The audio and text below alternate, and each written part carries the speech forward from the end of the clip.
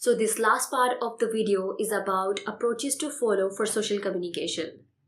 Now comes the last question, which is how should I expose my child to different events? Should I go one by one or should I expose my child to all events at the same time? Here we have two approaches to follow, and that is vertical approach and horizontal approach. Vertical approach refers to our vertical approach suggests to go event by event. That means if I have to apply vertical approach, I will prepare my child for one single event during pre-social stage, and then that same event during control exposure stage, and then I'll introduce my child to that same event during generalization. And once I get to know that my child is all prepared for one event, then I'll go towards second event, starting from pre-social stage to limited exposure and generalization.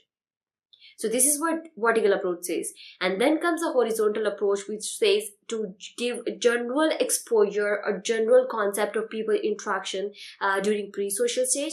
That means here I will make my child prepare for multiple events at the same time.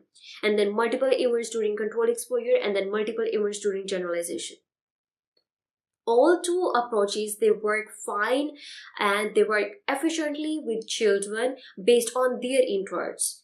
If you feel like your child will not be able to grasp or will not be able to absorb concept of multiple events at the same time, then I'll suggest you to go towards vertical approach. And if you're feeling like your child can easily grasp the concept of interaction with people when given example from multiple events, then you can go towards horizontal approach. Here you will expose your child to different events during the pre-social stage. Then you will practice all those events, 4 to 5 events during limited exposure stage, and then you will introduce your child to the real events during generalization.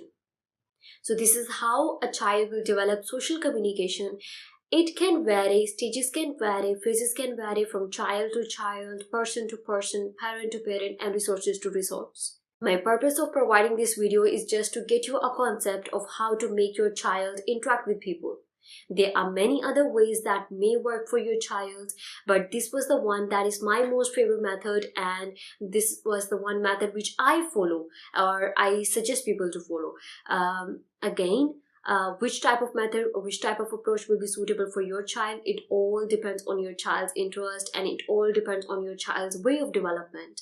If there is any point that you want to clear, or if there is any point that you want to ask, or there is any point you feel like I have skipped, you can mention me in the comment section. I'll get back to you, or I'll make another video discussing that point. If you like this series, give me a thumbs up and subscribe to my channel, and do suggest me a topic for my next videos.